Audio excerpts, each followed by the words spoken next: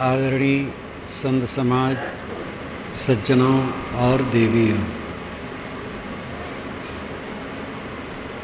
ध्यान, एकाग्रता, समाधि, ये सब आध्यात्मिक उन्नति के लिए अत्यंत आवश्यक है।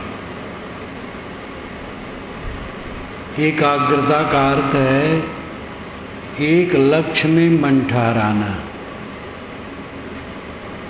और ध्यान समाधि का अर्थ है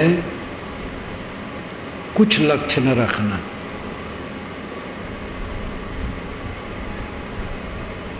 किसी एक आधार बिंदु पर बराबर मन को केंद्रित करना,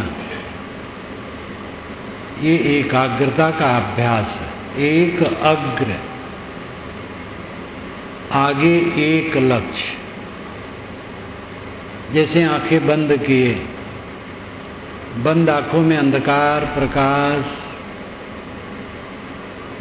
बिजली की चमक, ज्योति जैसा दिखाई दिया, कुछ भी प्रकाश, उसी में मन को ठहराते हैं। ये एकाग्रता का अभ्यास है। या सांस पर ठहराते हैं, सांस की याद करके सांस पर ही मन को ठहराते हैं और कुछ नहीं सोचते हैं। या किसी संत पुरुष का चित्र मन में ले लिया, उसी में मन को ठहराते हैं। ऐसे कई आधार हैं। बिंदु की कल्पना, एक चमकता हुआ बिंदु, शरीर के अंदर में, हृदय में, कंठ में कहीं कल्पना कर ली और उसी में मन ठहराते हैं। ये सब एकाग्रता का अभ्यास है। ध्यान है कुछ न सोचना। ये अंतिम बात है, कुछ न सोचना। बैठा और ये संकल्प लिया कि कुछ न सोचूंगा। कोई ख्याल आया तो छोड़ दिया, उसमें सत्ता नहीं दिया, तो धीरे धीरे मन सरल, शांत, सहज हो जाता है। और जब संकल्प आना बंद हो जाता है, तब वो दशा आती ध्यान, समाधि। और इसके बाद इसका फल होना चाहिए, खाते पीते, काम धंधा करते, लेटे बैठे सब समय मन का सरल और सहज रहना।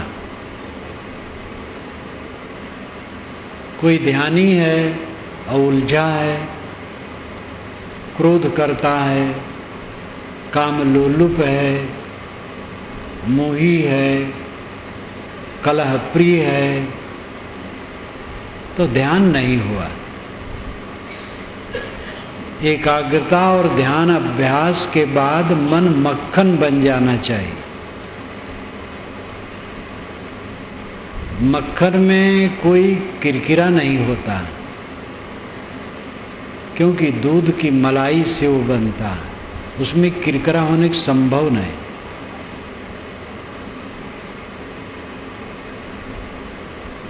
अवध क्षेत्र में कहावत कहते हैं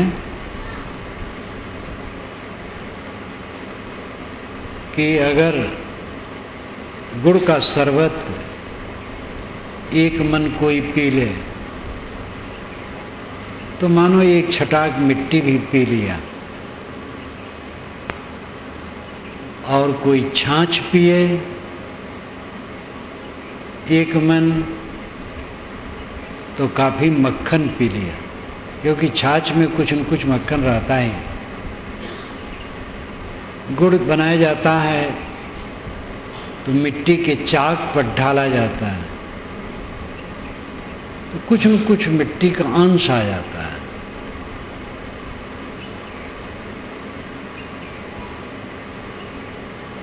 मक्खन में कोई किरकिरा नहीं होता है।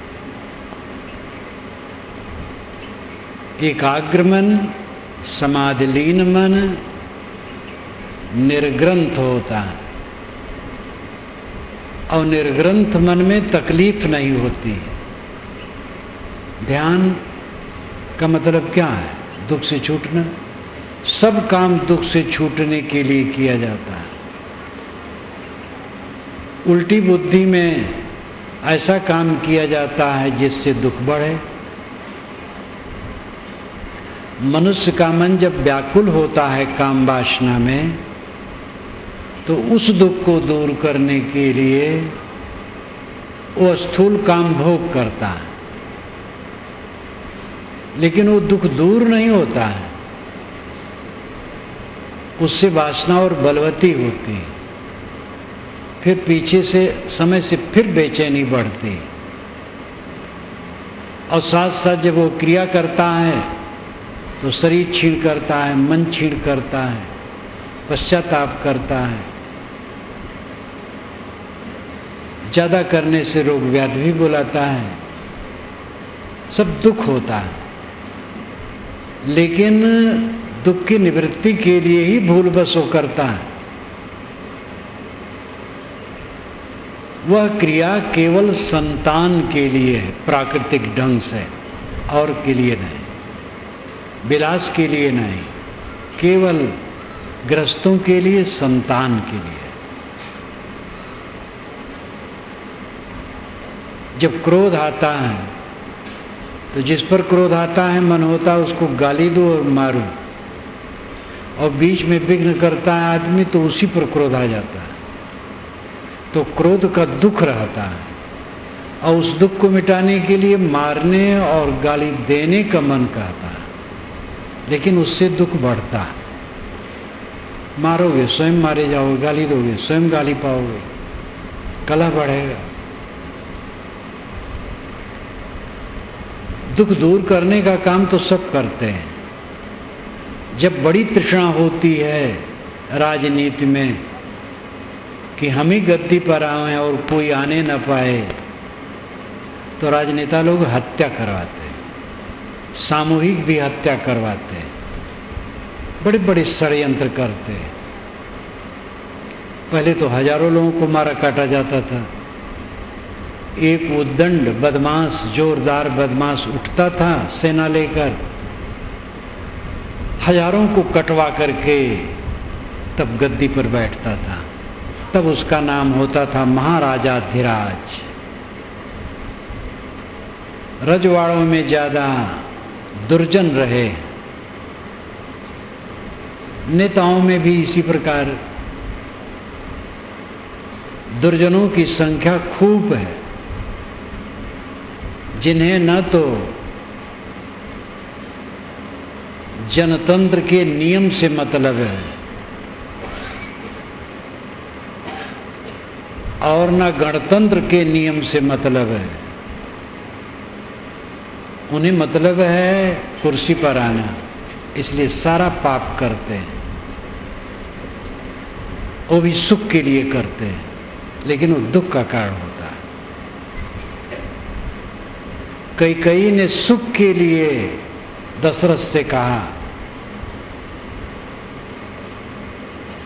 कि भरत का राज्य हो, राम का वनवास हो। उसको सुख कहाँ हुआ? दुख हुआ, जलती रही बेचारी। सीता जी ने सुख के लिए सोने के मृग को लाने को कहा, बड़ा उनको अच्छा लगा। महाराज राम भी उसी में सहायक हो गए। लक्ष्मण ने रोका, लेकिन ध्यान नहीं दे पाए। सुख कहाँ हुआ? दोनों दुखी हुए। उस मृग के पीछे तुरंत ही राम बन बन रोए और सीता रावण के कैद खाने में पड़ी रोती रही। महाकलह जैसा माना जाता है युद्ध, सब कितना दुखद हुआ। चाहे वो पिंड में हो, चाहे ब्रह्मांड में हो, यानी चाहे घर में हो, चाहे राष्ट्र में हो, सुख के लिए सब कुछ करते हैं, समझ नहीं पाते हैं सुख कहाँ। सुख है अपने को मारने में, दूसरे को मारने में नहीं। दूसरे को गरियाने में सुख नहीं है, अपनी गलतियों को देख करके निकालने में सुख है। इंद्रियों को उत्तेजित करने में सुख नहीं है। उत्तेजना में सुख की कल्पना तो होगी, लेकिन दुख बढ़ेगा, वासना बढ़ेगी और मन इंद्रिय सब लंपट होंगे और सदैव चित्त अभाव के भट्टी में जलेगा। इंद्रियों को उत्तेजित करना लोग तो सुख के लिए करते हैं, लेकिन उसमें सुख नहीं होता, दुख होता है, दुख बढ़ता है। सुख है अपने को मारने में। अपने को मारने का मतलब अपनी बुराइयों को मारने में, अपनी कमजोरियों को जीतने में सुख है।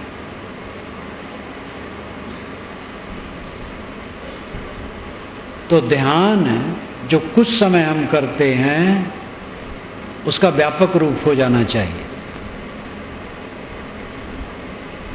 व्यापक रूप तब होगा जब उठत बैठत कबहु न छूटे ऐसी तारी लागी। संतोष सहज समाधि भली, गुरु प्रताप जा दिन से प्रगटो सुरत न अंत चली। जहाँ जहाँ डोलो सो परिक्रमा, जो कुछ करो सो पूजा। जब सो तब करो दंडवत भाव मिटाओ दूजा। आँख न मूदो कान न रूदो, काया कष्ट न धारो। खुले नयन हंसी हंसी पहचानो, सुंदर रूप निहारो। शब्द निरंतर से मन लागा, मलिन वासना त्यागी। उठत बैठत कबहु न छूटे ऐसी तारी लागी। कहत कबीर साजिया रहनी, सो परगट करी गाई। सुख दुख से कोई परे परम पद, सो पद है सुखदाई। उठत बैठत कबहु न छूटे ऐसी तारी लागी। ऐसा ध्यान लगा कि उठते बैठते छूटता नहीं। ये ध्यान कौन है? ये ध्यान है आत्म संयम। जितने ध्यानार्थी यहाँ आए हैं उनको चाहिए अपने घरों में भी वह ध्यान किया करें, रोज 1 बार 2 बार। और जो ध्यान में नहीं आए हैं उनको भी करना चाहिए। रोज ध्यान करोगे तो इसका प्रभाव मन पर बड़ा अच्छा होगा। कुछ समय का ध्यान, विवेक में ढल जाना ध्यान का फल है। जो रोज रोज हम ध्यान अलग बैठ के करते हैं वह विवेक में ढल जाए और उठते बैठते चलते फिरते हर समय मन निर्ग्रंथ रहे। गोरखनाथ जी महाराज ने कहा है, हंसबा खिलबा धरिबा ध्यान।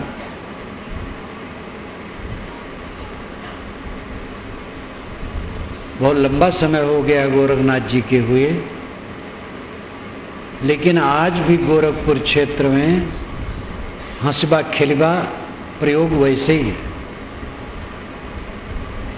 हंसबा खिलबा धरिबा ध्यान, हंसेंगे खेलेंगे ध्यान धरेंगे। हंसना खेलना एक लाक्षणिक है। हल जोतेंगे, खाद खेत में फेंकेंगे, नाली साफ करेंगे, धान काटेंगे, मिजाई करेंगे, ओसाई करेंगे, पुस्तक पढ़ेंगे, ऑफिस में काम करेंगे, कारखाने में काम करेंगे और ध्यान करेंगे। सड़क पर रहेंगे, रास्ते में रहेंगे और ध्यान करेंगे। सब समय ध्यान। पर क्षीण वितरक जाला संसार विक्षय में क्षमाण स्यात् नित्य मुक्तो अमृत भोग भागी। व्यास ने अपने योग दर्शन के भाष्य में इसको कहीं से उद्धृत किया और वहीं से मैंने अपने योग भाष्य में इसको उद्धृत किया है। बहुत महत्वपूर्ण मंत्र है। शय्या आसन अस्थो अथ पथ ब्रजन व स्वस्थम परिक्षीण वितर्क जाल संसार वीक्षय वीक्षमाण स्यात् नित्य मुक्तो अमृत भोग भागी। शैया पर लेटा हो, आसन पर कुर्सी पर बैठा हो, पथ ब्रजन व अथवा रास्ते में चलता हो, स्वस्थ स्वस्थ हो, स्वस्थ अपने में स्थित हो, विचलित न हो, कहीं लालच में न पड़ा हो, लोभ में न पड़ा हो, क्रोध में न पड़ा हो। ललचा गए तो हमारी मिट्टी पलीद हो गई। किसी मकान देखे ललचा गए, ऐसे मकान मेरे हो, मेरी इज्जत चली गई। मकान तो पता नहीं कहाँ जाएगा। जिससे हम ललचाते हो बहुत क्षणिक होता है। सबको अपना मकान छोड़ छोड़ के जाना है। जो कहीं नहीं ललचाता है वो स्वस्थ है। परिक्षीण वितर्क जाल है। वितर्क जाल परिक्षीण हो। वितर्क जाल का अर्थ है मन का उद्वेग। किसी के लिए ईर्ष्या, किसी के लिए द्वेष, किसी के लिए कलह। मन ही मन में लोग बात करते रहते हैं, वो वितर्क जाल है। मन का उद्वेग वो परिक्षीण हो, परिविशेषण है, परिणाम पूरा पूरा क्षीण हो। मन में कोई उद्वेग न उठता हो, मन प्रशांत हो। परिक्षीण वितर्क जाल। संसार वीक्षय वीक्षमाण। संसार वीक्षयम ईक्षमाण। संसार बीज क्या है? संसार का बीज, जन्म मरण का बीज, भवसागर में भटकने का बीज क्या है? मोह। क्षयम ईक्षमाण, उसको क्षय की दृष्टि से देखता हो। ईक्षण कहते हैं देखने को। ईक्षमाणा का अर्थ होता है देखता हुआ। संसार वीक्षय वीक्षमाण। संसार वीक्षयम ईक्षमाण। संसार के बीज को क्षीण करने की दृष्टि से देखता हुआ, यानी मोह को सदैव नष्ट करने की दृष्टि से देखता हुआ। जो साधक सदैव ध्यान रखता है कहीं मोह न लगने पाए। जब तक जीवन है तब तक अनुकूल प्राणी पदार्थ और परिस्थिति भी मिलते हैं जिनमें मोह होने का अवसर रहता है, और प्रतिकूल भी मिलते हैं जिसमें द्वेष होने का अवसर रहता है। ये न हो। संसार बीज को क्षीण करने की दृष्टि से देखता रहे। स्यात् नित्य मुक्तो अमृत भोग भागी।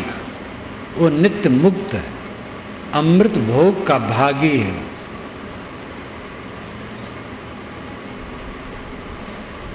बिस्तर पर लेटा हो, आसन पर बैठा हो, रास्ते में चलता हो, हर समय शांत हो,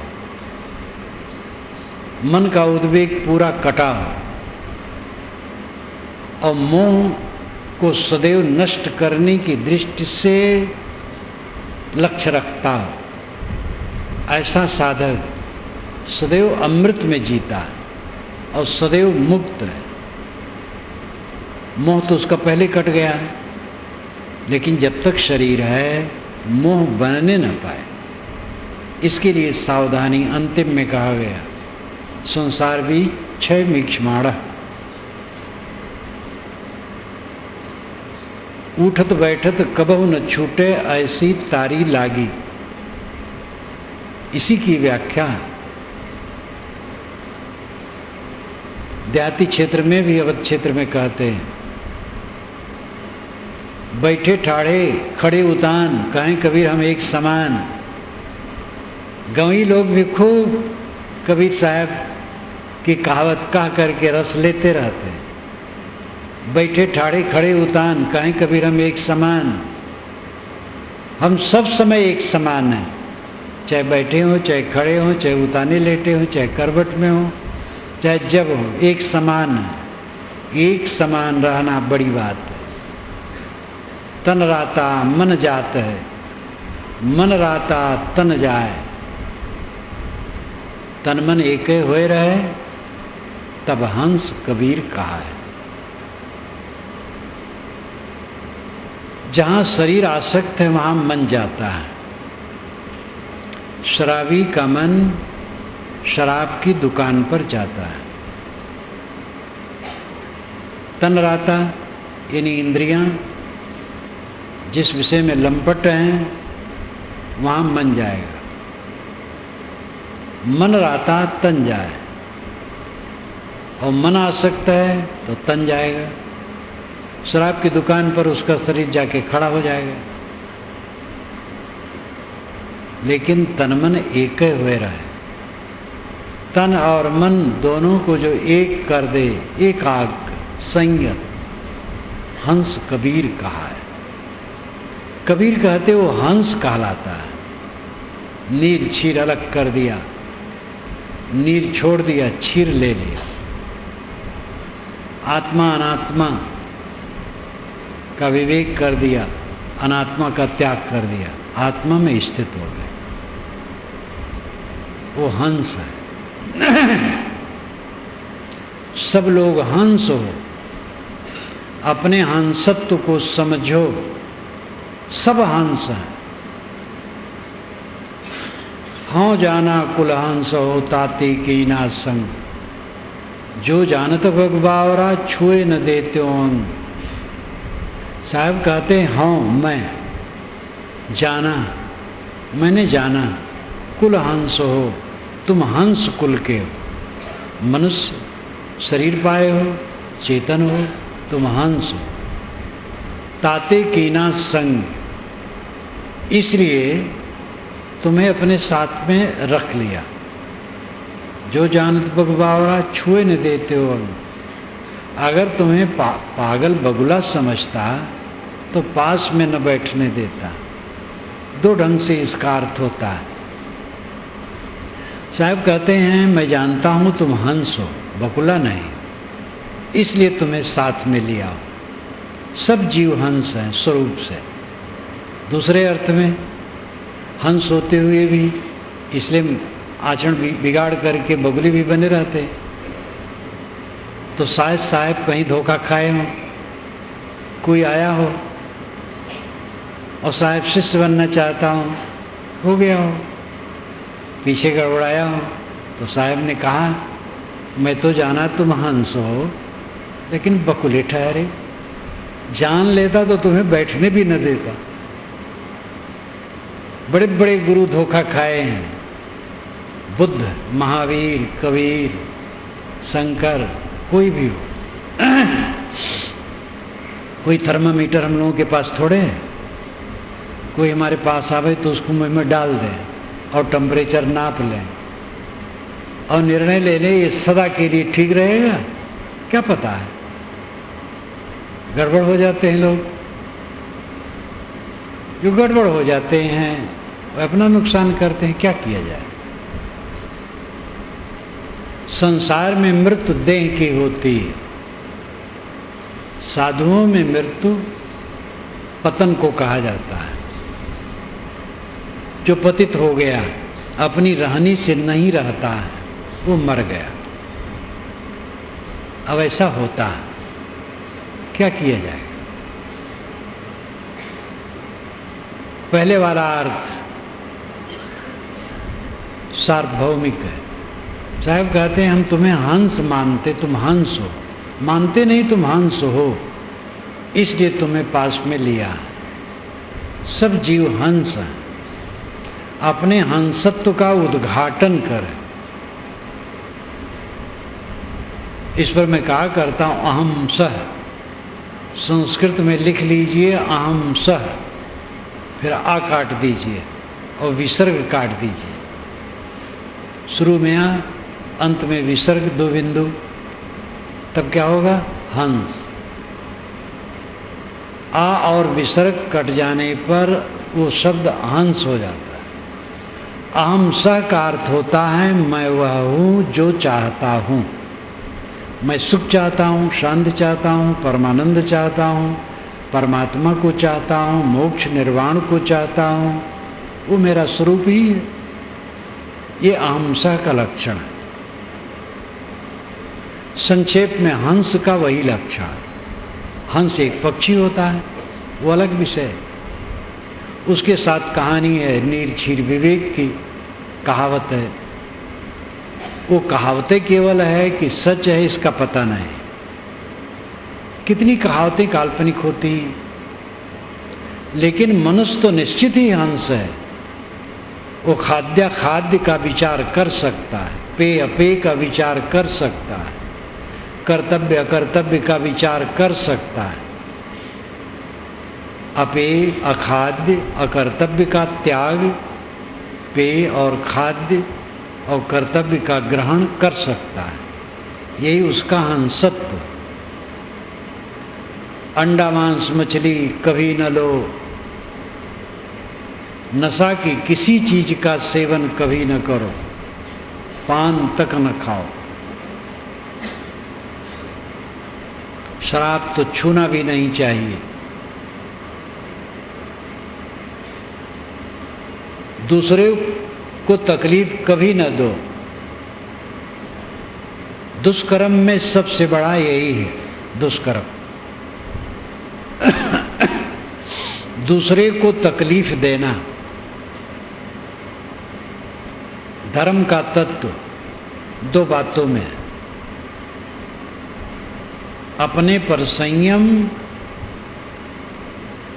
और दूसरे के साथ शील का बर्ताव। जो जितना अपने पर संयम करेगा वह उतना दूसरे पर शील का बर्ताव कर सकेगा। जो जितना अपना खस्ता होगा, आचरणहीन होगा, वो उतना दूसरे के साथ निशीलता का व्यवहार करेगा। कर्तव्य इसी में हो जाता है। असंयम, निशीलता अकर्तव्य, संयम और शील ये कर्तव्य है। इसलिए संयम और शील का आचरण हो, ये ध्यान का परिणाम है। उठत बैठत कबो न छूटे ऐसी तारी लागी। कहीं भी रहो, कोई भी काम करो, कोई भी धंधा करो, अपने मन को कोमल रखो, वाणी को कोमल रखो, कर्म को निर्मल रखो, फिर कोई आँच नहीं।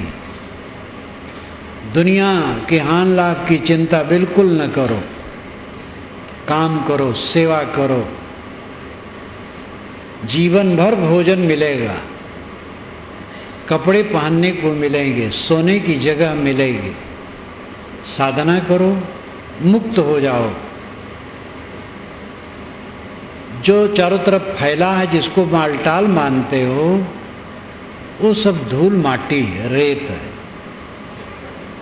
वो रेत ही अनेक रूपों में, विचित्र रूप में सब खड़ा है और सब भारा के गिर जाएगा और फिर बनता रहेगा। ये अनादि काल से प्रवाह चल रहा है, अनंत काल तक चलता रहेगा। यहाँ कुछ मालटाल नहीं। सबसे बड़ा माल है अपने मन को संयम और शील में डुबा देना। तो ध्यान का अर्थ, एकाग्रता का अर्थ एक लक्ष्य में मन को ठहराना। ध्यान का अर्थ, समाधि का अर्थ संकल्प शून्य हो जाना। और ये सब का अर्थ निर्ग्रंथ मन का हो जाना, कोमल भाव, संयम और शील में जीना। इसी के साथ मैं अपनी वाणी को विराम देता हूँ।